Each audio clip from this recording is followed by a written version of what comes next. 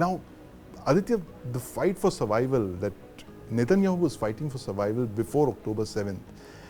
There are opinion polls which say that Israelis, 80% of Israelis want him to own up responsibility for what happened on the 7th of October. Is it another battle for survival for him now? Is his political career over? You've been covering Israel very closely. I think his political career is in doldrums. It's almost over, and I quite agree with what Iqbal really said, that it is a political mistake, it's a political blunder, and they will have to take up the responsibility. Right. You know, there were a lot of intelligence, inputs that were given that we have found out.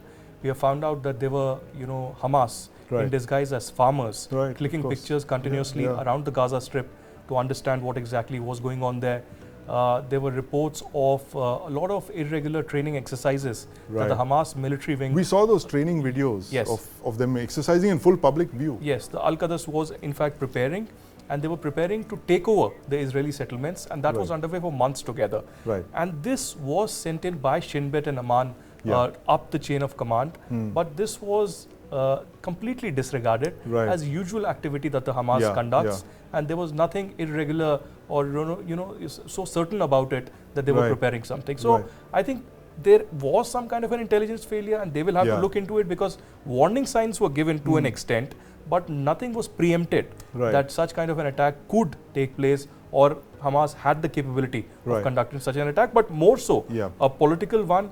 And someday, if not today, after the war is over, yes, definitely, the Prime Minister will have to take the responsibility. And there is going to be a commission of inquiry, like there was one in 1973, the Agranat Commission, which went into the failings of the Yom Kippur War, and there is going to be one here, and I'm pretty sure it's going to be as damning as that, but it's going to be worse here because civilian lives were lost. In military, in war, you're okay if soldiers die, but not the way civilians were killed. I want to give a very interesting statistic. The population of Delhi is about 18 million people, right? And the entire population of Israel is 9.3 million people, half the population of Delhi.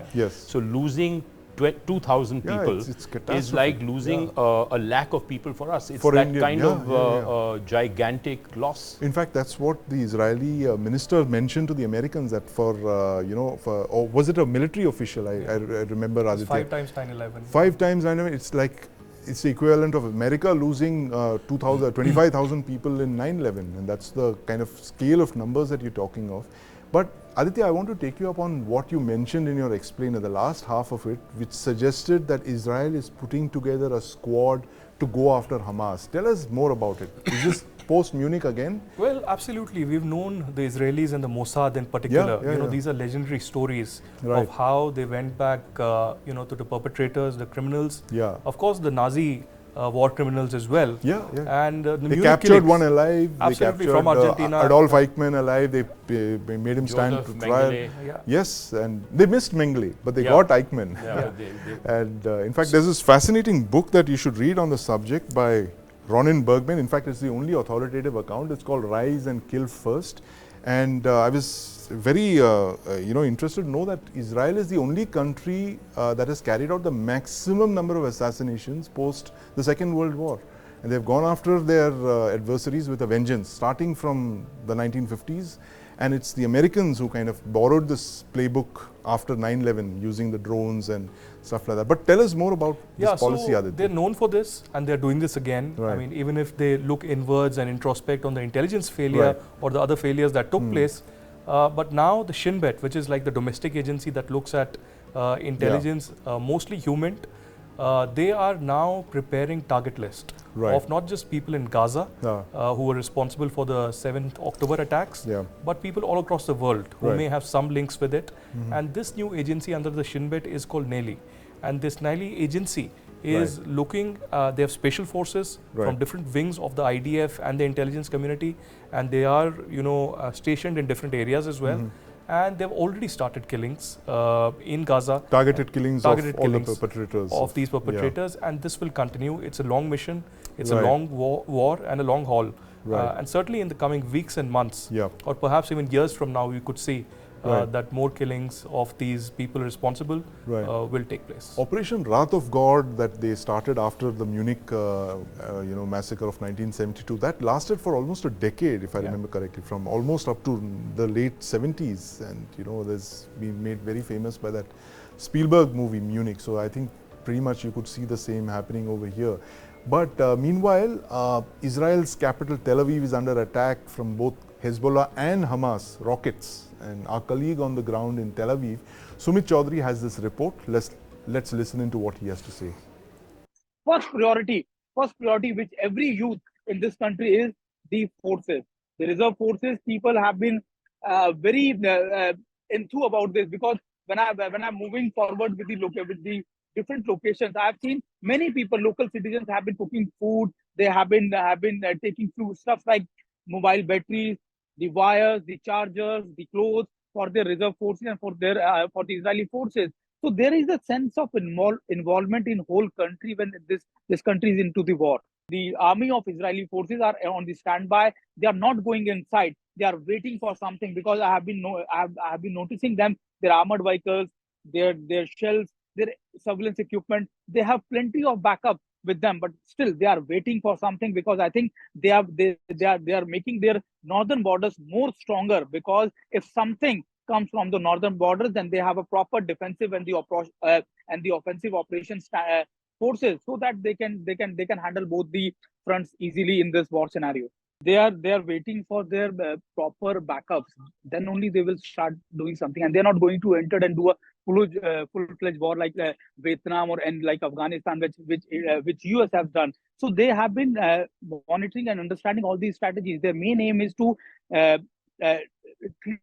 clean sweep the Hamas military point of view as well, and the political point of view as well. So their main aim is to wipe out Hamas completely. For when their operation starts, then there will be no commanders, no leaders who can not only guide the local leaders and the soldiers on the militants on the ground, but they also want that there should be no a leader who can talk with the other alliance, so that they can mobilize their strategy, they can change their strategies as far as the Hamas is concerned.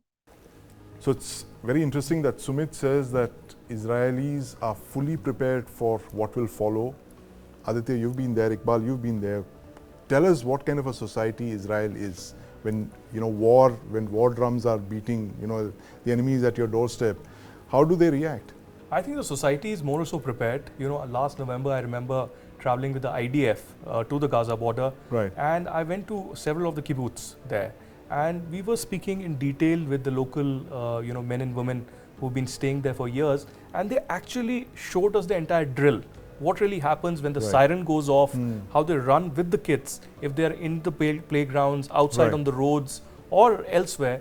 So they either go underground, and even next to the bus stop, on the main road, there is a shelter, a bomb shelter. So they go inside those bomb shelters, and in houses mostly, you may not find a bomb shelter. So you have a room which is secured as a bomb shelter, which has many coverings and many layers to it, and kids are put inside that shelter immediately. So the society is more so prepared. Even on main roads, in Tel Aviv, in Jerusalem, in many other places, you will see these bomb shelters where people escape to. But in several occasions, there are 2 to 5 minute warnings that take place. So unfortunately, a lot of civilians get caught in this. I remember an Indian national, unfortunately, passing away 2 years ago in Tel Aviv during such attack. But unfortunately, Hamas and more so Hezbollah has many of these rockets that they are capable of launching. Tens of thousands of rockets, and Hezbollah has what? Hundreds of thousands. I'm sorry? Hundreds of thousands. They've got about exactly. 300,000 rockets. Hezbollah has got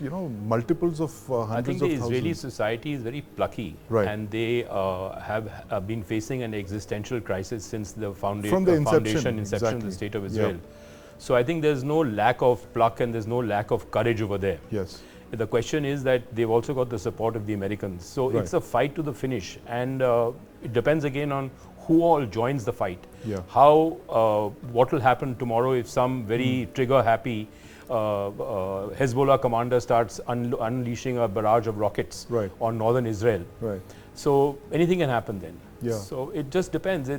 We don't know what the end game is. Right. I mean, the success has been achieved in installing the momentum of IMEEC. Right. Now, what is the next end game that the puppeteers have in mind?